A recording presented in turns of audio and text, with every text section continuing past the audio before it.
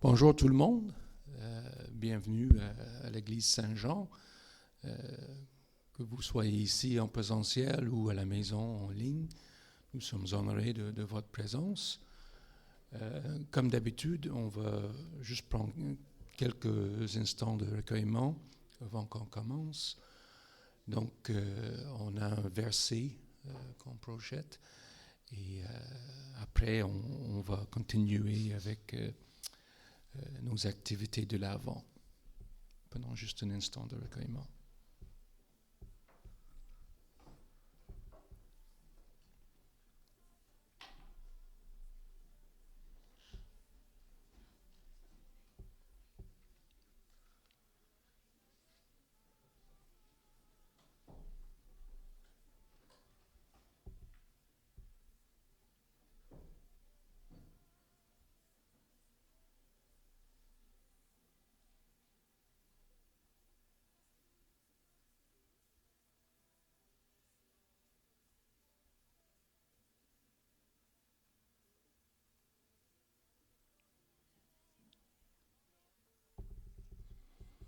Comme nous sommes dans la saison de l'Avent, je vais demander à Tony qu'il vienne lire le texte et allumer le deuxième bougie, si je ne me trompe pas.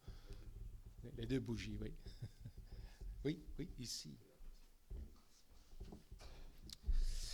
Ésaïe chapitre 9, verset 5. En effet, un enfant nous est né, un fils nous a été donné, et la souveraineté reposera sur son épaule. On l'appellera merveilleux, conseiller, Dieu puissant, Père éternel, Prince de la paix.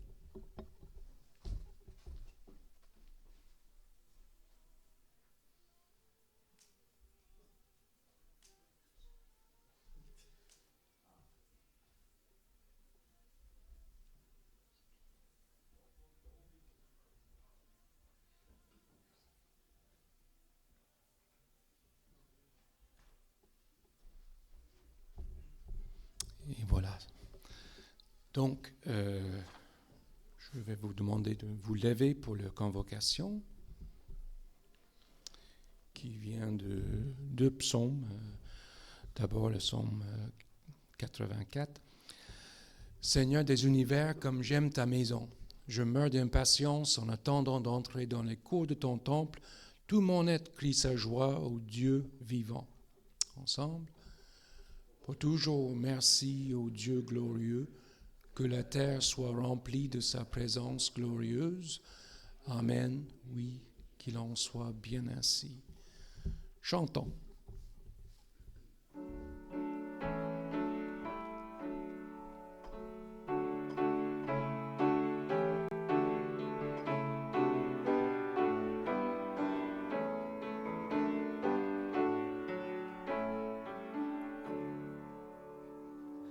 Peuple fidèle,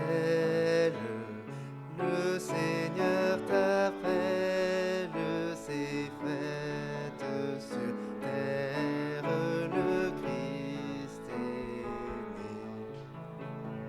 Viens à la crèche, voir le roi du monde, en lui viens reconnaître, en lui viens reconnaître, en lui viens reconnaître ton Dieu, ton Sauveur. Verbe, lumière et splendeur du Père, il naît d'une mère, petit enfant. Dieu véritable, le Seigneur fait homme, en lui viens reconnaître, en lui viens reconnaître, en lui viens reconnaître ton Dieu, ton Sauveur. Peuple fidèle, en ce jour de fête, proclame la gloire de ton Seigneur. Dieu se fait homme pour montrer qu'il t'aime, en lui viens reconnaître, en lui viens reconnaître, en lui viens reconnaître ton Dieu, ton Sauveur.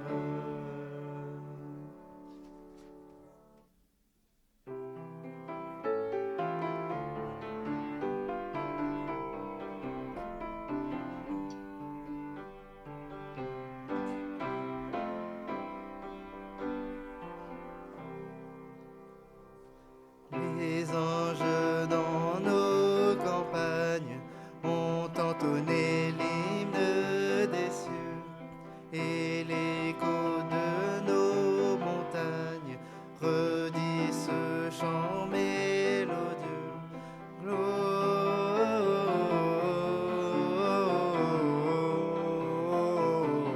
Gloria in excelsis Deo.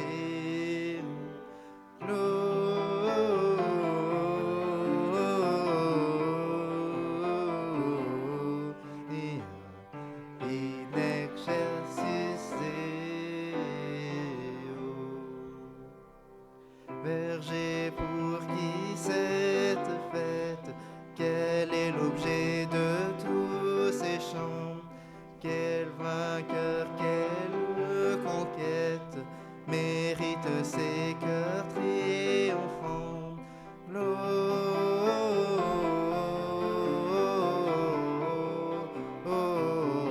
Gloria in excelsis Deo. Gloria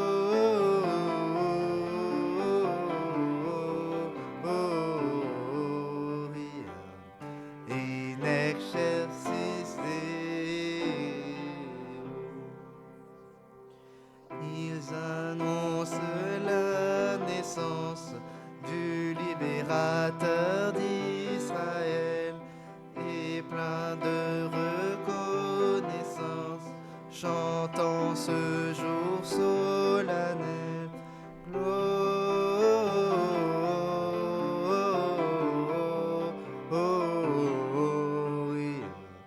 in excelsis Deo.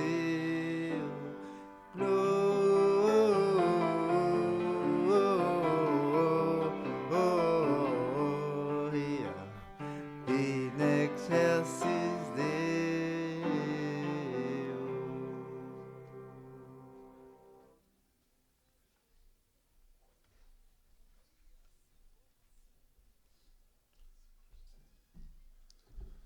Vous pouvez vous asseoir.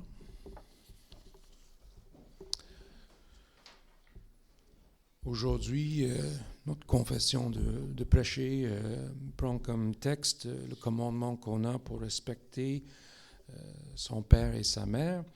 Et je pensais pendant qu'on chantait à cette époque de l'année, c'est facile à se souvenir de son enfance et de ses relations avec ses parents. Prions notre Père si puissant et si compatissant.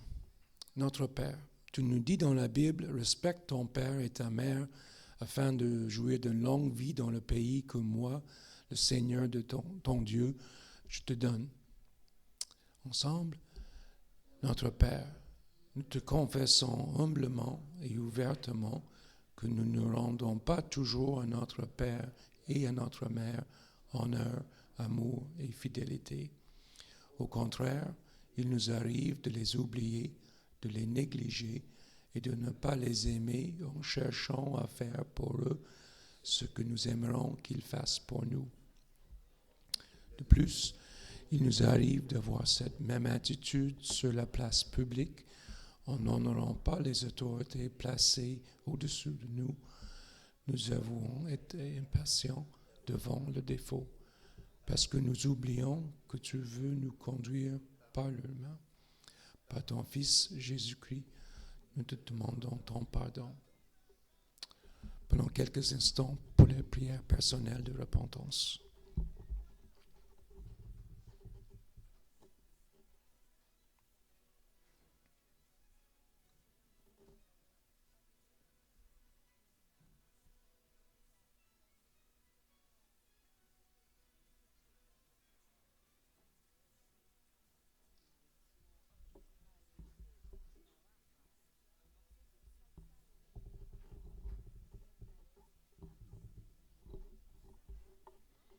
Ensemble, notre Seigneur et Sauveur Jésus-Christ, merci d'avoir obéi parfaitement à ce commandement à notre place et d'avoir subi la justice de ton Père pour nous. Tu es toujours fidèle et juste, et ainsi tu nous pardonneras et nous purifierons du mal, y compris les multiples manières et fois où nous ne respectons pas nos parents. Enfant, c'est votre devoir devant le Seigneur d'obéir à vos parents, car cela est juste. Respecte ton père et ta mère est le premier commandement auquel soit ajoutée une promesse, afin que tu sois heureux et que tu aies une longue vie sur la terre. Notre Père, nous te remercions de l'assurance de ton pardon par la grâce de Jésus-Christ et la communion de l'Esprit Saint. Amen. Levez-vous pour chanter, s'il vous plaît.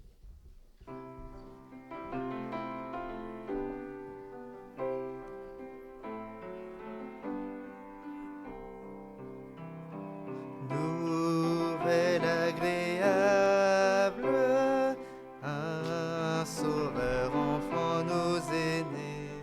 C'est dans une étable qu'il nous est donné.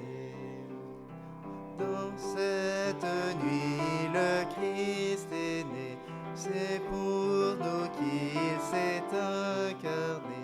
Venez, pasteur, offrir vos cœurs, aimez cet enfant tout aimable. Nouvelle agréable, un sauveur enfant nous est né.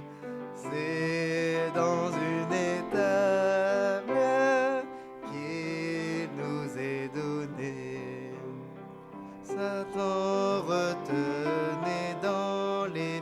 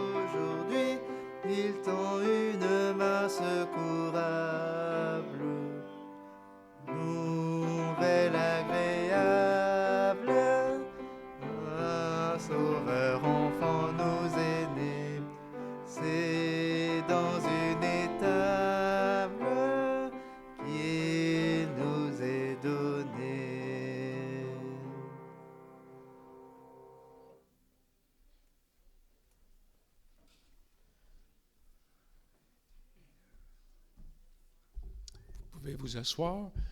Et maintenant, je vais appeler Pierre, un de nos diacres, pour qu'il nous dirige dans ce moment de l'offrande.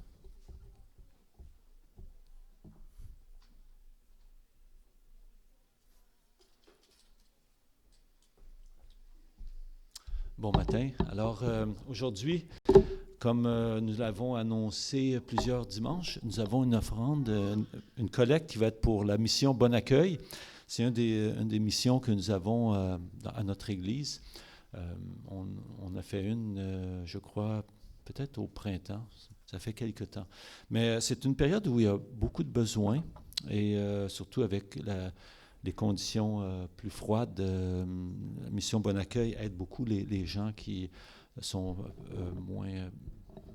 qui ont des problèmes pour l'hébergement, l'habillement, la nourriture, et aussi de retourner vers une vie plus normale. Alors, on va prier pour cette offrande, et ça va être dans les deuxièmes paniers plus foncés. Ça va être l'offrande pour Mission Bon Accueil.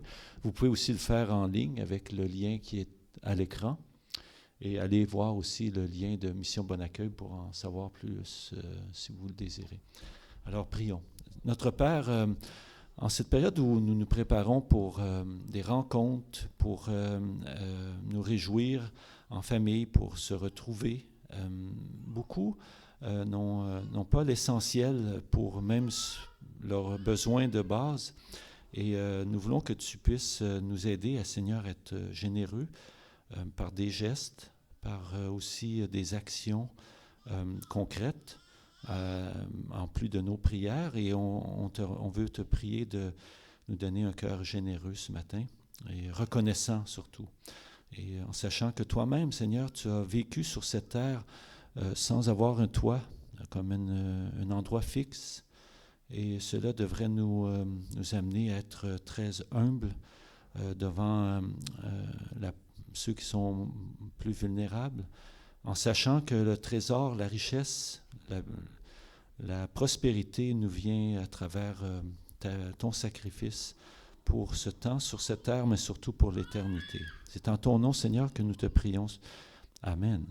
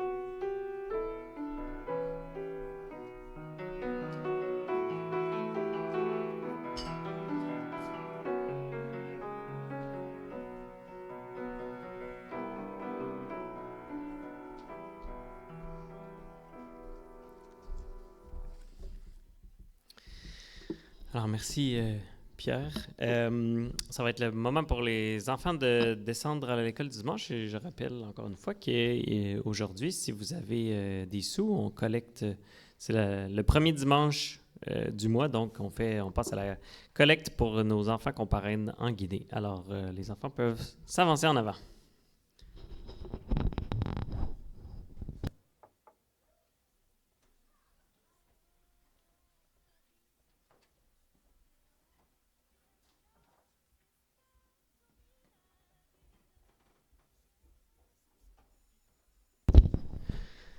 Alors, bonjour. On est un petit groupe ce matin. Justement, parlant, on peut mettre les diapositives peut-être là, qui rappellent où se trouvent les enfants qu'on parraine. Et sur la prochaine diapositive, on les voit, on a des photos d'eux. Et il y a environ de cela 2 semaines, on a reçu des lettres de nouvelles de ces enfants. Alors, Je vais vous donner ces lettres-là. Si, une fois rendus en bas, vous avez envie de les lire. Alors, chacun de nos 3 enfants parrainés nous ont écrit des lettres. Je vais lire juste un petit extrait de la petite fille à gauche qui s'appelle Rougiatou. Alors, elle dit « Je vous écris cette lettre pour vous remercier du fond du cœur pour les fournitures scolaires que vous m'avez offertes. Grâce à vous, j'ai tout ce qu'il me faut pour bien commencer cette nouvelle année scolaire. » Alors ça, c'est juste une des choses qu'on a appris dans ces lettres de nouvelles. Fait que, est-ce que, Jade, tu aimerais apporter les lettres en bas si vous voulez les lire une fois en bas? Sinon, en attendant, je vais juste prier pour vous avant que vous descendiez pour l'école du dimanche et la garderie. Alors, prions. Merci, Seigneur, pour cette journée. Merci pour les jeunes qui sont avec nous. On t'a prie de bénir leur temps ce matin à l'école du dimanche afin qu'ils apprennent à propos de toi et qu'ils puissent continuer d'approfondir leur compréhension de ce que c'est qu'on fête à l'approche de Noël, qui est un rappel de ta naissance et de toutes les choses que tu t'apprêtais à faire pour nous lorsque tu es descendu parmi nous. Alors on te prie de leur donner du bon temps à ceux qui sont ici et à ceux qui n'ont pas pu être ici ce matin également. Amen.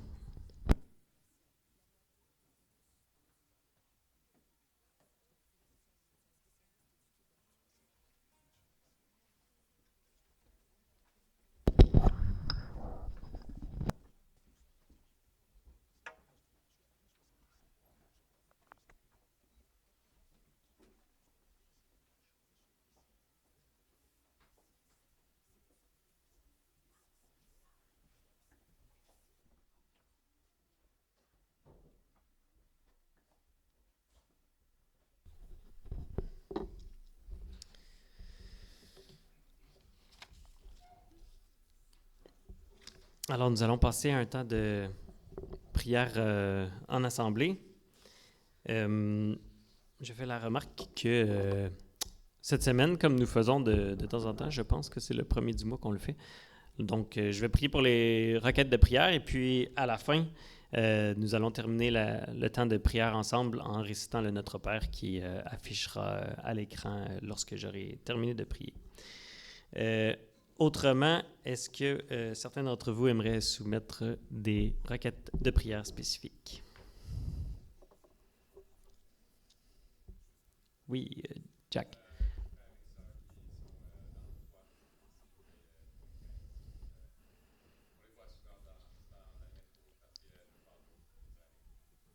Effectivement.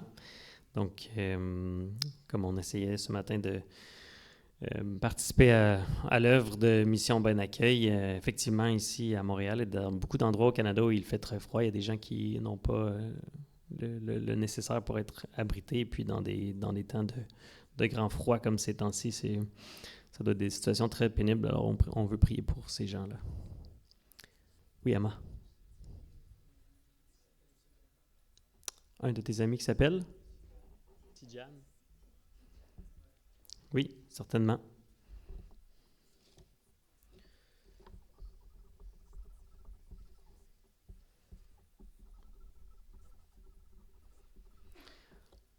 Oui, Eric.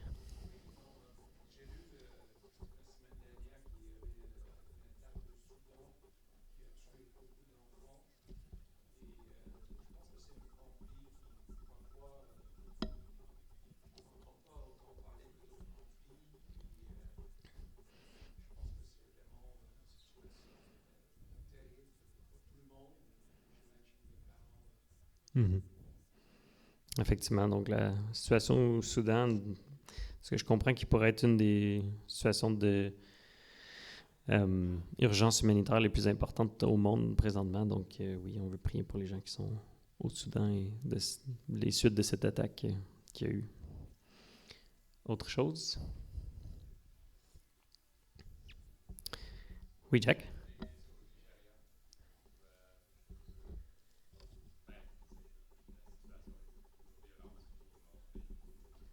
Au Nigeria, c'est ce que j'ai compris, oui. OK, je ne suis pas expert de l'endroit, mais OK, merci. L'Église qui souffre au Nigeria. Autre chose? Oui, Elisabeth?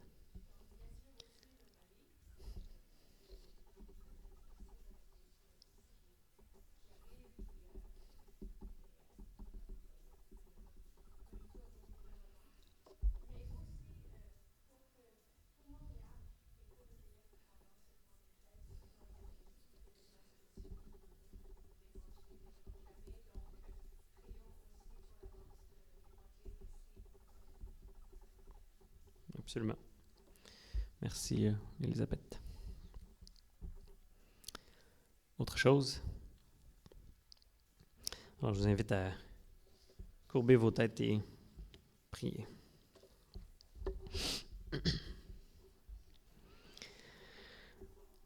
Merci, Père éternel, pour cette journée, cette occasion de t'adorer. Nous te prions pour notre monde, afin que celui-ci reconnaisse et voit toutes les manifestations de ta présence et de ton caractère.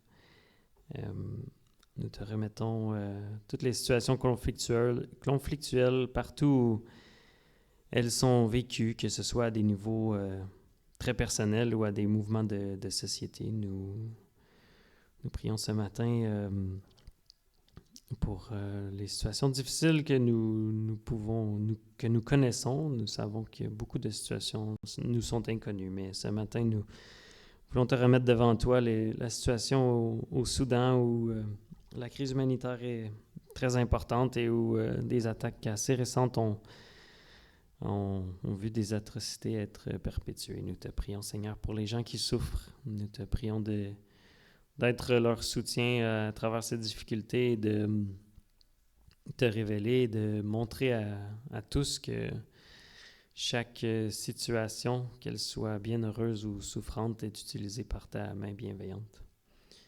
Nous te prions évidemment aussi pour le Mali, où nous savons que beaucoup de tensions continuent d'être vécues, et nous te prions spécialement aussi pour la famille de Hama et les questions de tenter de sortir du pays, que par ta main bienveillante, tu permettes une résolution de ces enjeux.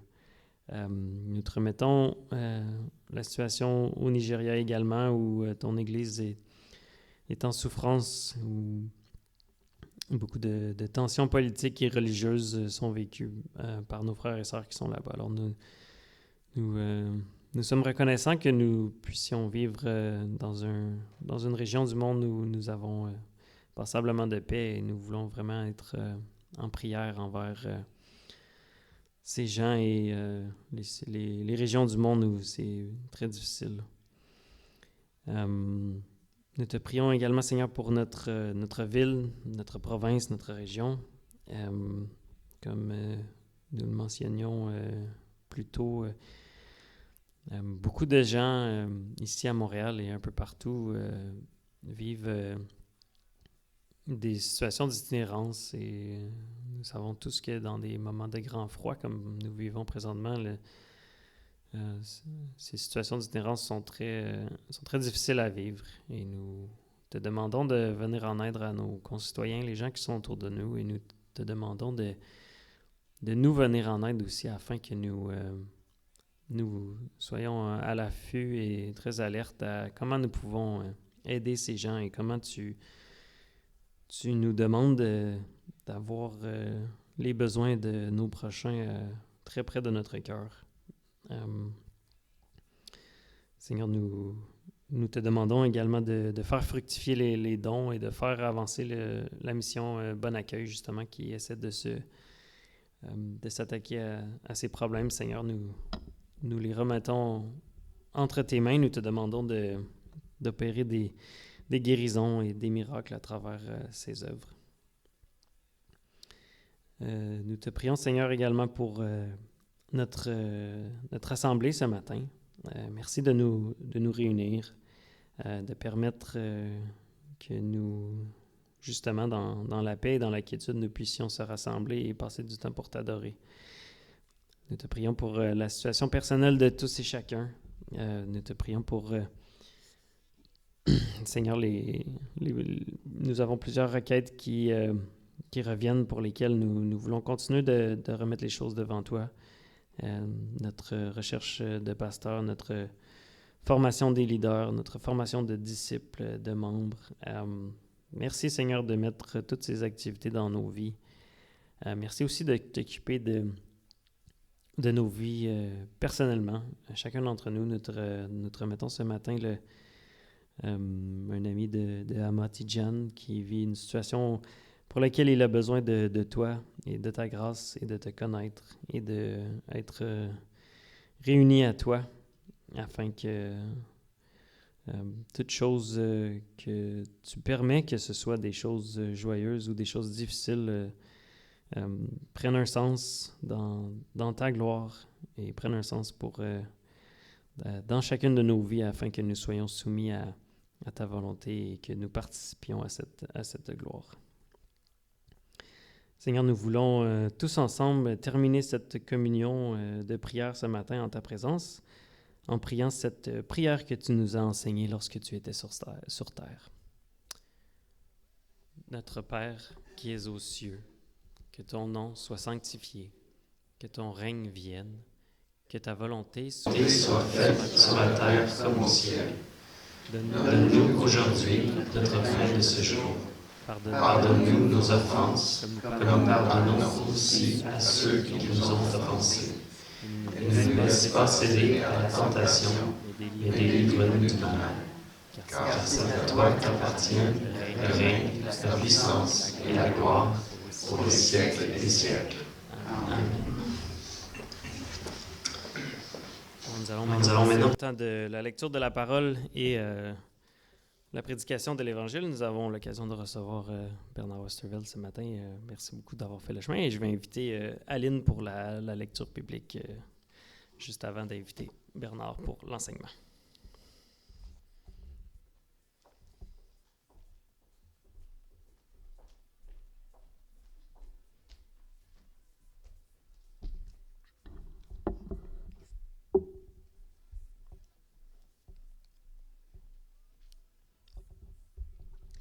Lecture biblique.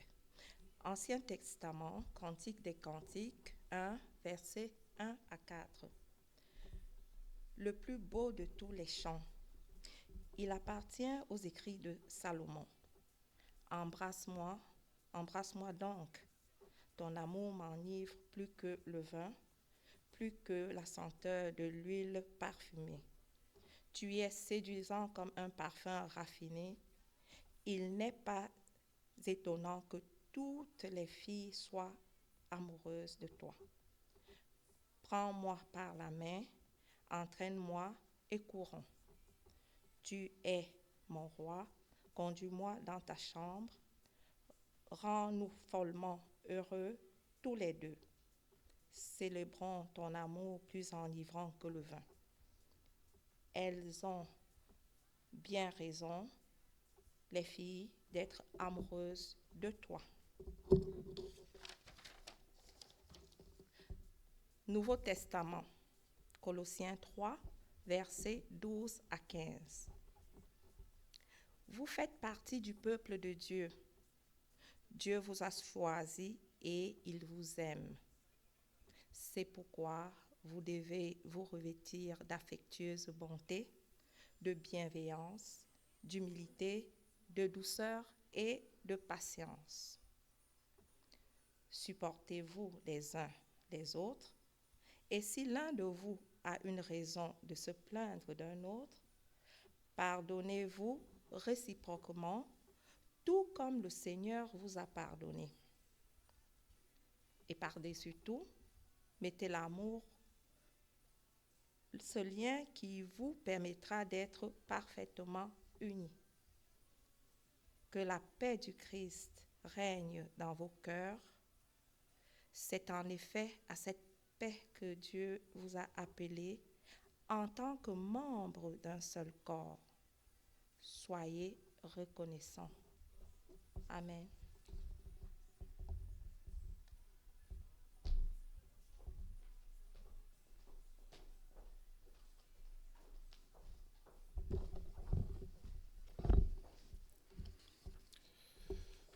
D'abord, mes excuses. Le message de ce matin, c'est pas sur Noël, c'est pas un message de l'Avent, c'est l'amour. Quoique Noël, c'est l'amour. Puis, c'est le dernier message de mon série d'enseignements sur le fruit de l'esprit. Et on est dans le message de l'amour. Le fruit de l'esprit, c'est l'amour. Alors, j'ai porté ma cravate rouge pour l'amour, qui est aussi la couleur de Noël. Donc, voici le point de transition, si vous voulez.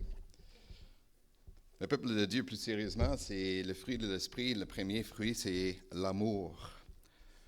Le fruit de l'esprit, c'est l'amour. Le fruit de l'esprit, c'est l'amitié. L'amitié. Donc voilà le message que j'aimerais qu'on retienne ce matin, que le fruit de l'esprit, c'est l'amitié. Parce qu'il y a plusieurs façons, évidemment, de décrire l'amour, même l'amour biblique. Mais ce matin, on va mettre l'accent sur l'amour comme amitié. Une belle amitié. L'amitié auquel Dieu nous appelle. Puis pour décrire l'amour, si je peux vous donner une image, j'aimerais qu'on pense à deux amis qui sont en train de déguster un verre de vin. Deux amis qui sont réunis, peut-être pour avoir du bon vin avec des fromages québécois, ou peut-être un repas comme du saumon, sur du riz, des asperges, puis un bon vin blanc sec pour donner du goût. Un repas un verre qu'on peut savourer ensemble, tout comme on est en train de savourer notre amitié. Voilà mon image pour aujourd'hui, l'amitié, partager un verre de vin. Mais c'est bien possible que quelques-uns ici vont dire, mais écoute, cette image, partager un verre de vin, ça ne me parle pas. J'aime pas le vin. Je ne peux pas boire du vin. Je ne peux pas boire du vin, je suis trop jeune ou je n'ai pas l'envie de boire du vin. Donc, mais c'est correct. Parce que si on revient dans notre texte, la première lecture qu'on a fait, l'amitié et l'amour est encore meilleur que le vin. Ton amour m'enivre plus que le vin. Encore le verset 4. Célébrant ton amour, plus enivrant que le vin. L'amour est beaucoup mieux qu'un verre de vin. Parce que l'amour nous vient de Dieu.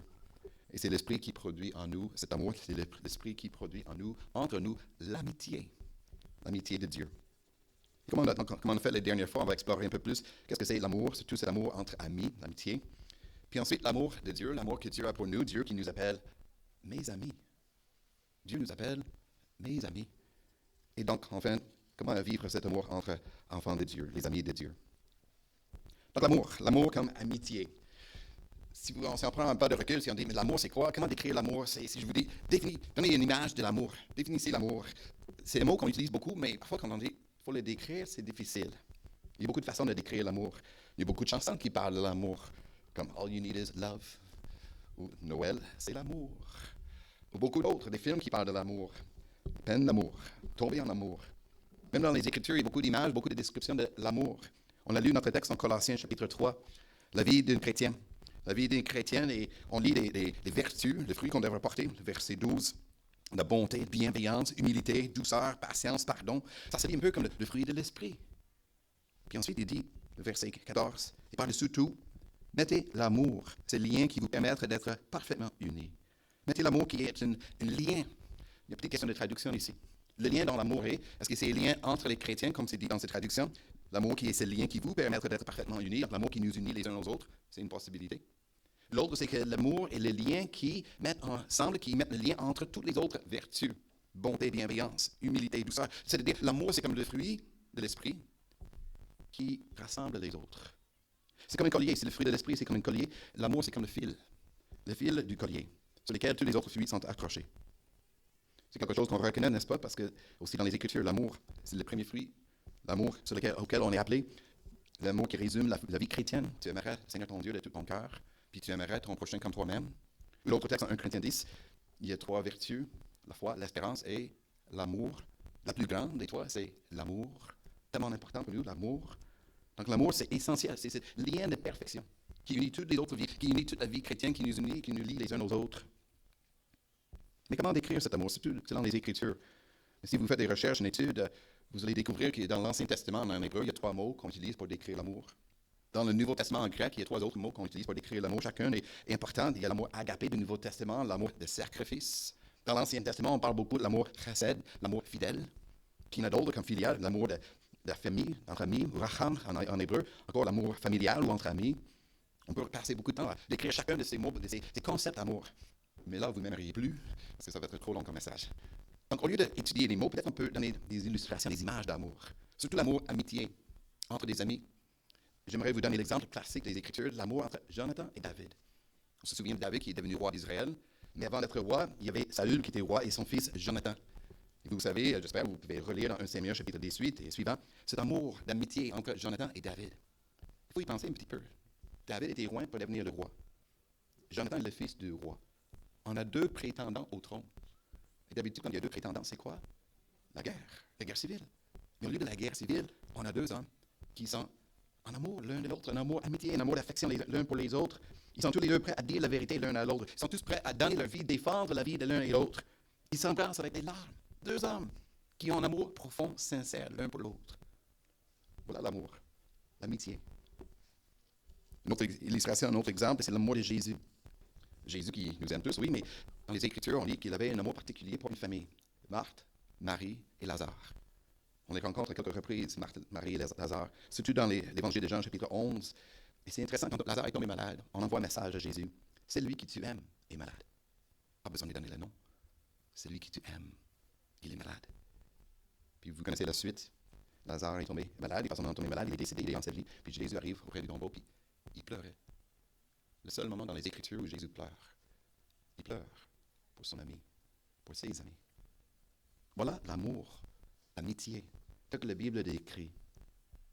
Souvent, quand on parle de l'amour dans les Écritures, on parle plutôt de cet amour agapé, de sacrifice, ou amour chesed, fidèle, et vous avez déjà entendu des très bons messages sur cet amour. On parle beaucoup moins de cet amour amitié. Mais c'est un amour qui est tellement important, parce que c'est un amour qui est choisi. Un amour qui est choisi. Qu'est-ce qu'on dit? Le dicton, le proverbe, on choisit ses amis, mais pas sa famille. On va dire parfois avec un peu de regret, au moins les amis, on peut les choisir. Et les amis, c'est la famille qu'on choisit. Les amis, nos amis, c'est la famille que nous pouvons choisir. Et donc, c'est pour ça que je dirais que Proverbe 18, 24 nous dit, il y a des amis plus proches, plus attachés qu'un frère. Des amis qui sont plus attachés, plus proches, un plus grand soutien que les frères. On choisit nos amis parce que c'est eux qui nous apportent du plaisir dans la vie. Ils ont notre bonheur, notre joie, une joie réciproque, mutuelle, une joie qu'on partage. C'est l'ami qu'on va appeler pour dire, écoute, est-ce qu'on va prendre une marche dans le bois? Un ami qu'on appelle pour dire, on va aller à la pêche. C'est un ami qu'on appelle pour dire, écoute, on va se rencontrer au café, puis on va jaser, on va passer du temps ensemble. C'est un ami qu'on appelle pour prendre un verre et savourer notre amitié. On passe beaucoup de temps avec nos amis. Et c'est pour ça qu'on veut, comme dans ces cantiques d'amour, Cantique des cantiques, c'est vraiment un cantique d'amour d'entre 2 amis, très intime. Puis on peut chanter, ton amour m'enivre plus que le vin. Célébrons ton amour, plus enivrant que le vin. L'amitié, beaucoup mieux qu'un verre de vin. Mais d'où vient cet amour? D'où vient cette amitié, cet amour amical? Vous savez très bien, ça vient de Dieu. Donc on arrive à l'amour de Dieu, Dieu qui est amour, amitié. Même dans le livre des Cantiques, vers la fin, chapitre 8, le verset 6 et suivant. On parle de l'amour, cet amour est aussi fort que la mort. Comme la mort, aussi la passion vous tient. Elle est une flamme ardente, elle frappe comme la foudre. Elle est une flamme ardente, il y a une question de traduction encore comme dans la poésie. Elle est une flamme ardente, une flamme, d'autres traductions, une flamme de l'Éternel. La flamme de l'amour, ça vient de l'Éternel Dieu. Dieu, Père, Fils et Saint-Esprit, qui est notre Dieu d'amour, d'amitié. Je vous apprends très peu parce que vous avez déjà, n'est-ce pas, Dieu est amour. Nous le lisons dans l'épître de Jean, le premier épître de Jean. Dieu est amour. Dans l'évangile de Jean, cet évangile qui porte sur l'amour, nous apprend que Dieu, le Père, il aime le Fils. Et plus loin, le Fils aime le Père. Donc il y a le Père et le Fils qui s'aiment. Et cet amour entre le Père et le Fils, c'est le Saint-Esprit. Le Saint-Esprit.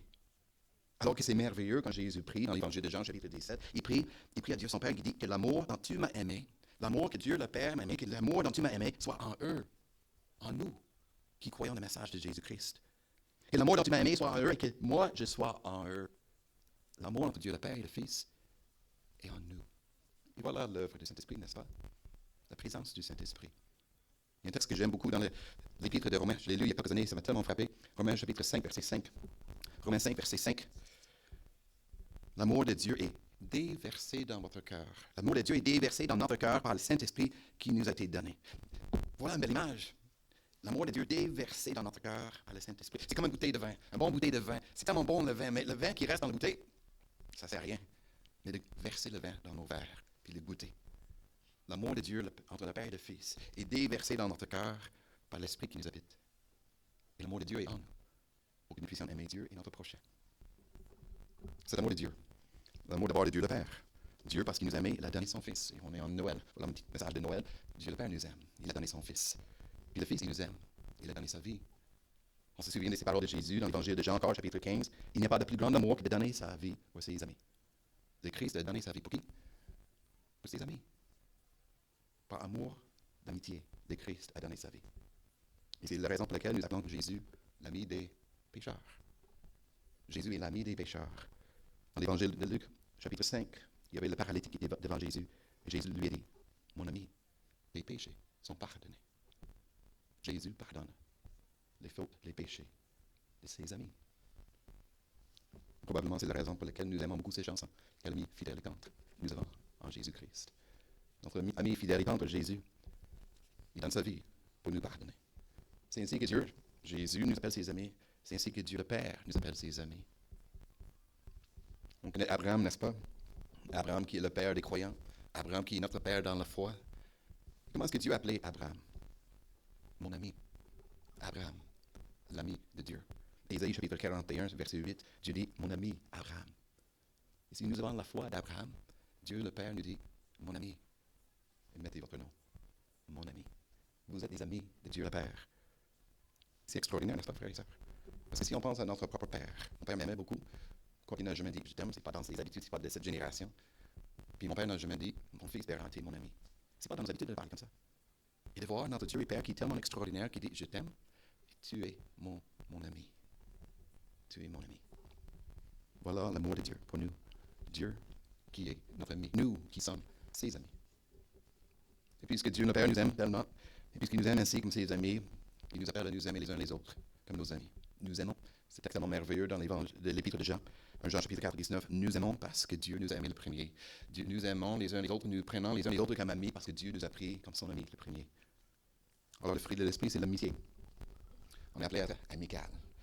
C'est pas trop compliqué vraiment. En pratique, il faut simplement penser cet adjectif amical. Comment est-ce qu'on utilise le mot amical? Mais c'est simplement une salutation amicale. Bonjour. Déjà le fruit de l'esprit entre amis. Ou dans une tape amicale. C'est bien fait, mon gars. Une tape amicale. Engager une conversation amicale. Parler avec un ton amical. Afficher un sourire amical. C'est beaucoup plus beau un sourire qu'une grimace. Un sourire amical. Même pour un étranger. Déjà, le fruit de l'esprit qui est en nous pour déverser l'amour amical de Dieu en nous, déjà, ça nous traverse pour donner aux autres. Et surtout entre nous comme chrétiens. D'avoir cet amour amical, une salutation amicale, de venir à l'église et dire bonjour, mon frère, ma soeur, mon ami. Et d'aller plus loin, comme on dit dans 1 Pierre chapitre 5, saluez-vous les uns les autres avec un baiser plein d'amour. Bonjour, disent mon ami. Déjà, donc, on porte le fruit de l'esprit dans notre vie. On est des amis les uns les autres. Quelqu'un peut dire, mais écoute, on ne peut pas être tous des amis proches, les uns les autres. Comme on ne peut pas prendre un verre avec chacun. Mais c'est certes, comme il y a un proverbe qui dit, les amis, c'est comme des pierres. Certaines sont plus précieuses que d'autres. Ils sont tous des pierres précieuses. Chacun de nos amis. Et si on pense à Jésus, lui avait des amis comme Marthe et Marie et Lazare. Il a choisi 12 de toute cette foule qui aimait. Jésus aimait toute la foule, mais de toute cette foule, il a choisi 12 pour être ses disciples. Dans 3, Pierre, Jean et Jacques qui étaient ses amis proches. Et l'apôtre Jean qu'on appelle celui que le Seigneur aimait. Donc oui, on a des amis plus proches. Mais ça ne devrait pas nous donner, certainement pas nous donner une excuse que je n'ai pas d'amis. Parce que je ne peux pas être ami avec tous, ça ne nous empêche pas d'être amis avec quelques-uns plus proches. Oui, sortir avec un gars, sortir avec les gars, puis avoir du temps ensemble entre les jeunes femmes, les contacter, oui, avoir des contacts sur les réseaux sociaux, c'est excellent pour prendre contact avec les amis. Mais pas simplement amis sur Facebook ou Snapchat, mais d'être amis en présentiel, de s'inviter, passer du temps ensemble, aller voir un match, de faire un jeu de société, d'écouter un film, prendre un verre de vin. Ou si ça vous va pas mieux, de prendre une tasse de café, ou un smoothie, ou une Pepsi, ou prendre quelque chose ensemble. Savourer la boisson, savourer l'amitié. C'est parmi ses amis, il ne faut pas oublier ceux de nous qui sont mariés, qui est notre ami le plus proche, notre épouse. Cantique, c'est maintenant un chant d'amour entre un homme et une femme. On suppose qu'ils sont mariés, on espère, qu'ils font l'amour. Bible, ceux qui sont mariés, qui est notre ami le plus proche, c'est notre mari, notre femme. Ce serait peut-être bien de chanter cette cantique ensemble, de lire l'un à l'autre, de faire revivre cette amitié de notre vie couple. Il y a aussi l'amitié de notre famille, évidemment. Notre famille aimée avec un amour amical, notre père et mère, nos enfants, nos frères et sœurs. J'ai beaucoup aimé, il y a quelques mois, j'ai entendu une jeune fille qui a témoigné avec reconnaissance. Elle a parlé de son père. Il a dit, mon père, c'est mon meilleur ami. Je peux lui dire. Puis il m'écoute, il donne des conseils, il m'aime toujours. De vivre cette amitié dans nos liens de famille. Et nos amis les plus importants, c'est dans notre famille d'église, frères et sœurs. Dans notre famille d'église, nous sommes des amis, les uns des autres. Nous sommes, oui, frères et sœurs, on le dit souvent, n'est-ce pas? On est un frère, bonjour mon frère, ma soeur, comment vas-tu? Mais n'oublions pas, on va aussi dire, mon ami, comment vas-tu? Mon frère, mon ami disait, mon ami, je suis tellement content de te voir. Nous sommes chacun amis et amis en Jésus-Christ. On le lit même dans les Écritures, c'est pas simplement moi qui l'invente, encore dans l'épître de Jean.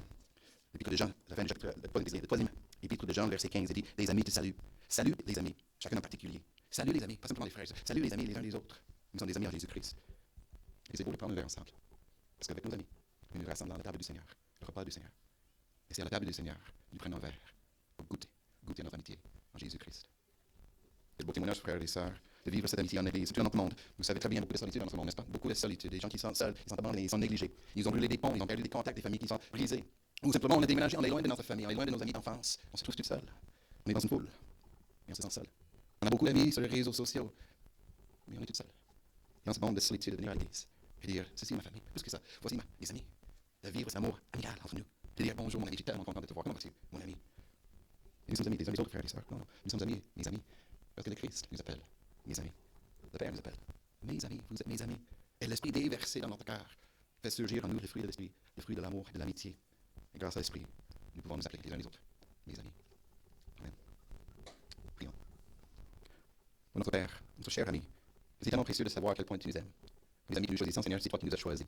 Tu nous as choisis par amour. Tu nous aimes, Seigneur, tu as donné ton Fils, le Fils a donné sa vie. Tu nous as donné ton esprit, l'Esprit qui nous habite, qui déverse en nous ton amour. Et cet amour qui est merveilleux et riche, c'est l'amour d'amitié. Merci notre ami.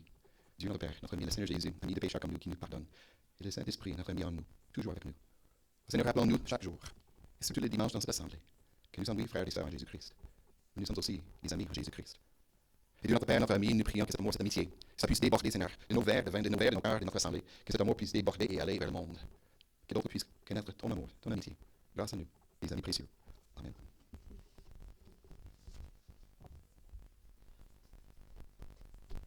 Merci. Bernard, je vous invite à lever. On aura un chant, suivi de la bénédiction et un dernier chant pour clore la célébration.